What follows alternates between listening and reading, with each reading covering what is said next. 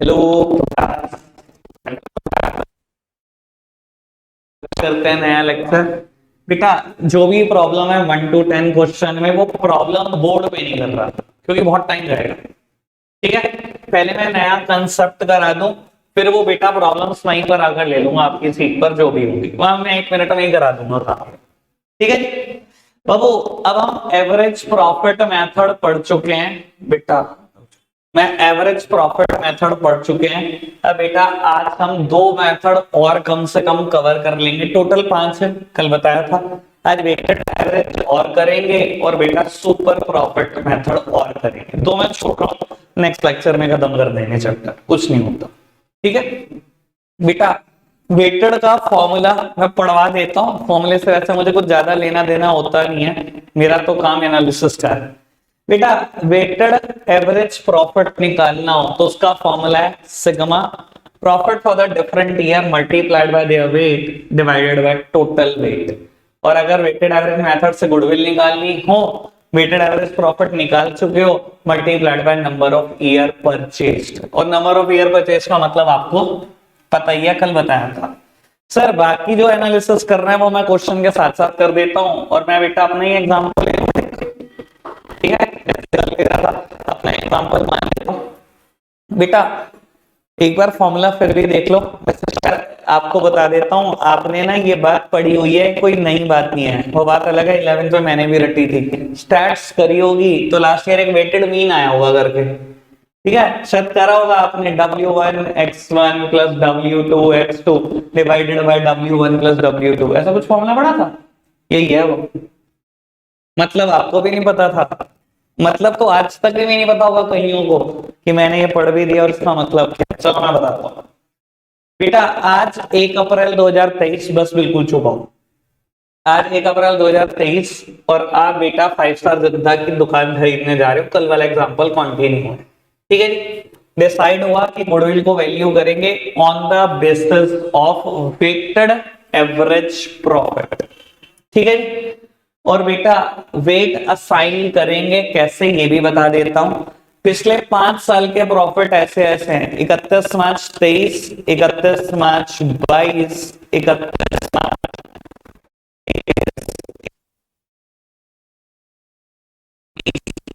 मार्च 19। ऐसे ऐसे बेटा पिछले 5 सालों के प्रॉफिट हैं। एक काम करेंगे, फिगर्स आप बताओ, बस कुछ हजारों में होनी चाहिए और राउंड फिगर होनी चाहिए, ठीक है ना। बताओ रागिनी, बताओ क्या मानो 31 मार्च 23 का प्रॉफिट की फिगर। 4 लाख 40,000 कर देते हैं, मैंने कहा ना कुछ थाउजेंड्स में ही रख लो, ठीक है जी। 21 की वंश भाई, यही 1 लाख का सब कुछ अंश बड़े श्रेष्ठ यार, राउंड फिगर ही रहने दो। चल 99 मान ले, बस तो कुछ हो जाओ, 99,000 मान लेते, ठीक है जी। अब बेटा आराम से सुनना, ज्यादातर क्वेश्चंस आपको खुद वेट देते हैं, अगर ना भी दें तो बेटा जो साल बिल्कुल पास में है उसका वेट सबसे ज्यादा होगा, ठीक है ना। जो साल जितनी दूर है उसका वेट उतना, डिफरेंट ईयर। और ये है बेटा वेट्स हैं। ऐसा क्यों एज्यूम करते हैं, हाँ तो तेरे बोलने की जरूरत ही नहीं थी, मैं वैसे ही बता रहा था, सुन लो बेटा। वेट्स का मतलब क्या होता है, मुझे नहीं पता आपको किसने क्या बताया जब आपने वेटेड मीन पढ़ा, मैं अपनी भाषा बता देता हूं। वेट का मतलब होता है बेटा importance. Weight simply means importance. जब 5 स्टार जनता से पूछा गया तो उसने बोला कि ये मेरा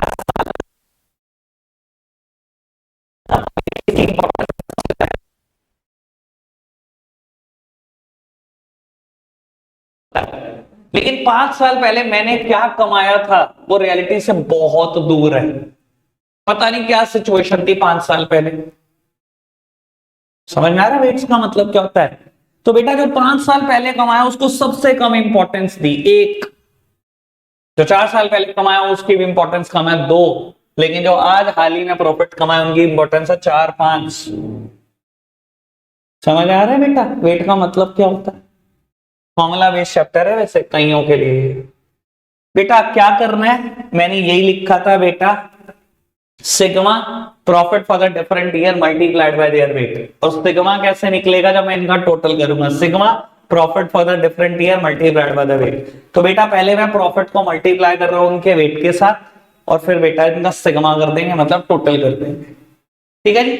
तो बेटा करो मल्टीप्लीकेशन, ये आया 4.5 लाख, ये आया बेटा 2 लाख, 180, 180, और ये बेटा 99,000। ये यार ये आदित्य सही आदमी नहीं है। 99,000 मान लो, 360, 560, 10 लाख 10,000 ले भाई। हो सकता है कुछ गड़बड़ कर दी हो मैंने, वैसे शायद ठीक ही होगा। बेटा सिग्मा आ गया profit for the different year multiplied by their weight का 11,09,000 रुपए। ठीक है जी। बेटा वेटेड एवरेज कैसे निकलेगा, sigma profit for the different year multiplied by their weight divided by total weight. इस बार टोटल कर लो वेट्स का। बेटा ये 15 है, कैलकुलेट कर लेते हैं बेटा कितना आता है।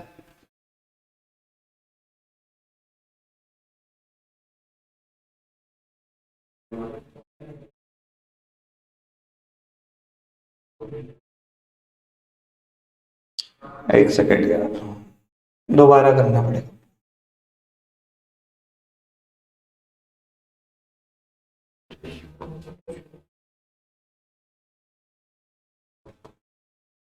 पॉइंट्स में चला गया, चलो कोई नहीं, जाने दो। 1 मिनट के लिए भी मेरी तरफ देखते रहना, आराम से सुनने की कोशिश करना बात। तो जब आप वेटेड एवरेज निकाल रहे हो ना, मैंने अभी वेटेड एवरेज निकाली, गुडविल नहीं निकाली। गुडविल कैसे निकलेगी, weighted average multiplied by the number of year purchased. ठीक है ना। मैं आपको एक्चुअली में एक बात बता देता हूं कि मैं निकालने से पहले जानता था आंसर क्या आएगा, नॉट एग्जैक्ट, बट हाँ मेरे को पता था।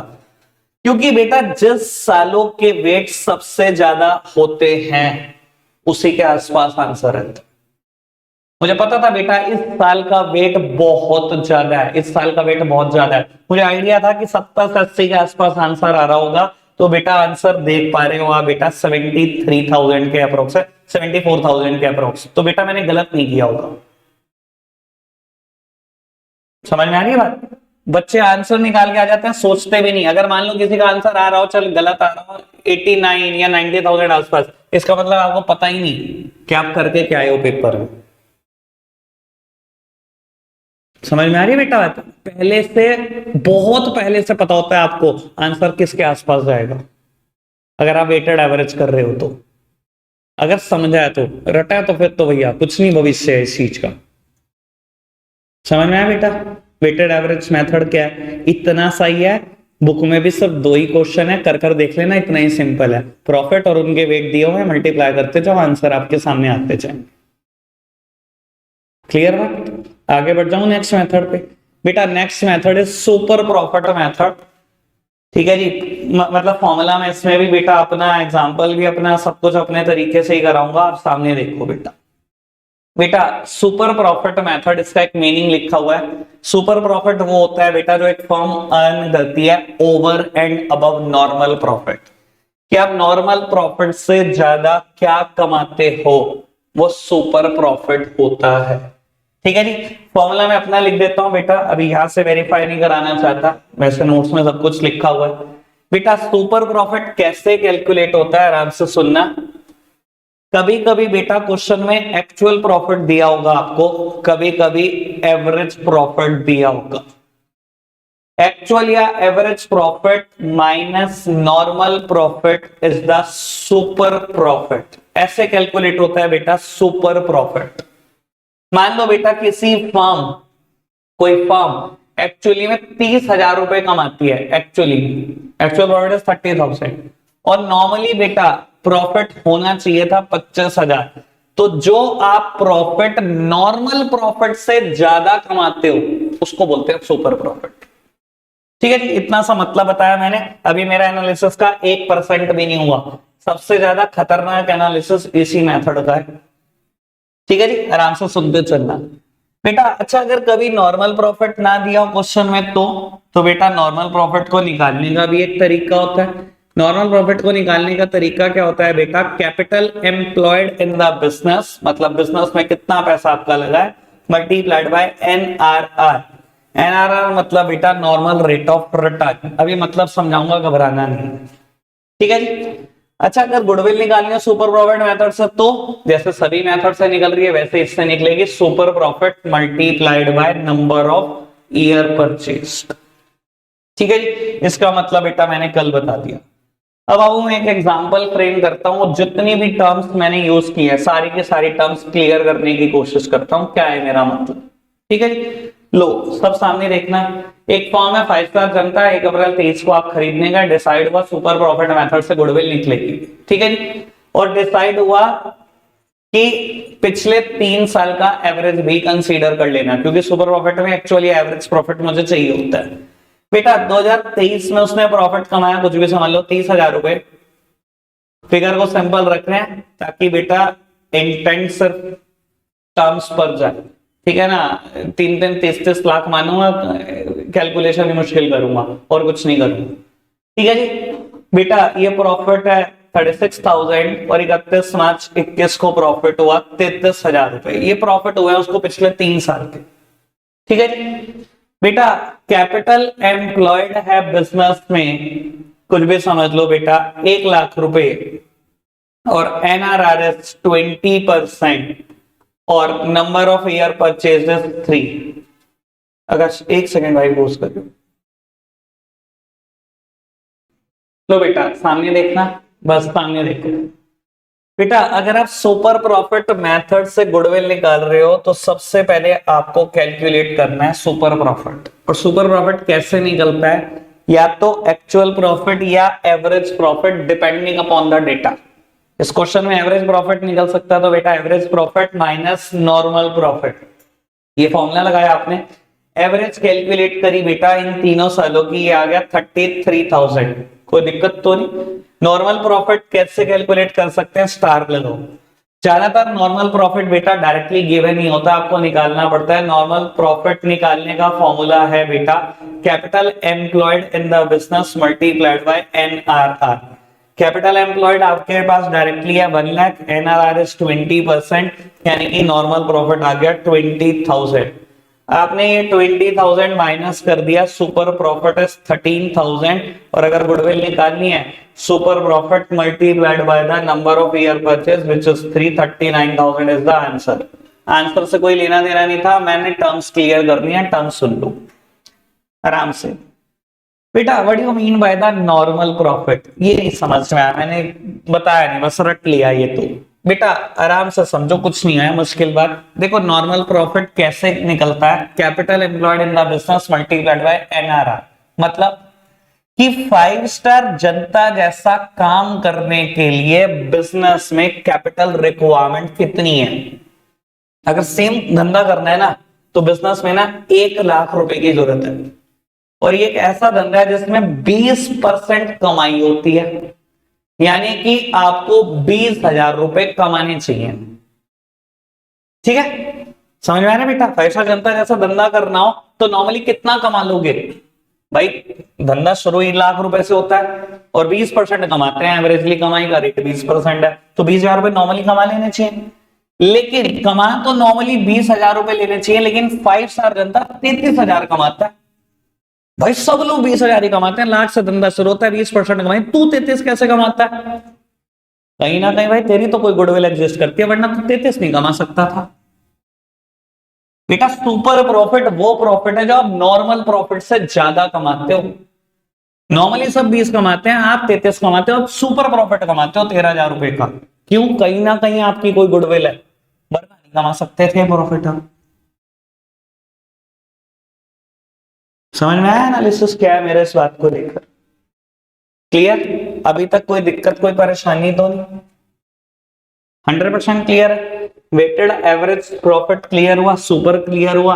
अब मैं आपको बता देता हूं बेटा, इसमें एक बात को बहुत ज्यादा फंसाया जा सकता है, वो है कैपिटल एम्प्लॉयड, बहुत ज्यादा फंसाया जा सकता है एक्सट्रीम लेवल पे, ठीक है जी। अब बेटा कैपिटल एम्प्लॉयड को कैसे फंसाया जा सकता है, देखो अगर आप TS गरेवाल सर की बुक देखोगे ना, क्वेश्चंस में नहीं फंसाया था, लेकिन 2 इलस्ट्रेशन है जहां फंसाया हुआ। तो मैंने उससे रिलेटेड भी एक कंसेप्ट तैयार किया था, आराम से सिखा देता हूं आपको कि कैसे कैलकुलेट कर सकते हैं कैपिटल एम्प्लॉयड। बेटा मान लो ये बैलेंस शीट गिवन है मुझे, ठीक है, पार्टनर्स की कैपिटल गिवन है, ये मैंने पिछली बार बनवाई थी अभी, 4 लाख 4 लाख 8 लाख, रिजर्व गिवन है 3 लाख के, क्रेडिटर 50,000, बिल्स पेबल 70,000, एसेट्स में बेटा land and building, plant and machinery, goodwill, debtor, non trade investment, cash और एड, 12,20,000 से बैलेंस शीट मीट आउट है। अब बेटा कैपिटल एम्प्लॉयड निकालना ये क्या बड़ा औखा काम है। देखो एक लेमैन को क्या लगता है, मैं आपको बता देता हूं उसकी सोच क्या है। मैं बैलेंस शीट किसी एक आम आदमी को दिखा दूं, आम आदमी पता क्या कहेगा, बिजनेस में 12,20,000 रुपए लगे हुए, वो यही बोलेगा, कहता पता है ना क्या बिजनेस में 12,20,000 लगे हुए। सर इतना सिंपल नहीं है, इतना भी सिंपल नहीं है, 12,20,000 नहीं लगे हुए, वो एक आम आदमी को ही दिखता है। पहली बात मुझे ये देखना है कितने पैसे ओनर्स के लगे हुए हैं। क्या देखना है बेटा मुझे, कितने पैसे ओनर ने लगाए हुए हैं। दूसरी बात दुकान के अंदर कितने लगाए हुए हैं, बाहर कितने लगाए मेरा मुद्दा नहीं है। हो सकता है बेटा इस बैलेंस शीट में आपने एक फ्लैट खरीद कर रखा हुआ है, सर वो दुकान में लगे हुए पैसा नहीं है, मुझे दुकान में लगा हुआ पैसा चाहिए, ओनर का लगा हुआ पैसा चाहिए, वो कैपिटल एम्प्लॉयड है। समझ में आ रही है बेटा बात? कुछ कुछ याद भी आना शुरू हो गया होगा जब हम रिवीजन कर रहे हैं पुराने बच्चों को, ठीक है जी। अब सर कैपिटल एम्प्लॉयड निकालने की दो अप्रोचेस हैं, एक है एसेट साइड अप्रोच कि मैं एसेट साइड से कैसे कैपिटल एम्प्लॉयड निकाल सकता हूं, और एक है बेटा लायबिलिटी साइड अप्रोच कि मैं लायबिलिटी से कैसे निकाल सकता हूं। अब बेटा जबकि मैं ऐसा बता देता हूं, कुछ बच्चों को लगता है कि लायबिलिटी आसान है, कुछ को लगता है एसेट्स आसान है। जिनको एसेट्स आसान लगती है वो सोचते हैं उससे कर लेंगे, जिनको लायबिलिटी आसान लगती है वो कर लेंगे। सर आप दोनों करके जाएंगे, क्योंकि जब मैं आपको क्वेश्चन दिखाऊंगा ना बुक के, तो कभी कभी डेटा दे देता है सिर्फ लायबिलिटी साइड का, और कभी कभी डेटा दे देता है सिर्फ एसेट साइड का, यानी कि एक अप्रोच करके काम नहीं चलेगा, दोनों ही अप्रोचेस 100% पता होनी चाहिए। ठीक है जी, समझ में आ रही है बेटा? अच्छा एक बात और मैं चर्चा को आगे शुरू करूं, ये एड दिखाई दे रहा है 60,000 एसेट्स में, बैलेंस शीट में। सर एड कोई एसेट हो सकती है? 11th पास हो तो शायद कुछ पता होगा इसके बारे में। इसे हम क्या बोलते थे, डेफर्ड रेवेन्यू एक्सपेंडिचर या फिक्टिशियस एसेट्स भी कुछ लोग बोलते हैं। सबसे पहले मैं इसी का इंट्रोडक्शन देना चाहता हूं, फिर मैं बात को आगे बोलता हूं। बेटा देखो एड कभी कोई एसेट नहीं हो सकती। ये डेफर्ड रेवेन्यू एक्सपेंडिचर क्या है बेटा बाबू, these are mayor expenses not yet return of. इन्हें मैं अपनी भाषा में ऐसे बोलता हूं, दीज आर मेयर एक्सपेंसेस, ये सिर्फ एक्सपेंसेस हैं, नॉट येट रिटर्न ऑफ, जिनको आज तक P&L अकाउंट में दिखाया नहीं गया बस, और वो भी मजबूरी थी। सुन लो बेटा, एड नॉर्मली बिजनेस का एक रेवेन्यू एक्सपेंडिचर है, यानी कि जिस साल होता है उसी साल P&L अकाउंट में दिखाया जाता है, खत्म हो जाता है।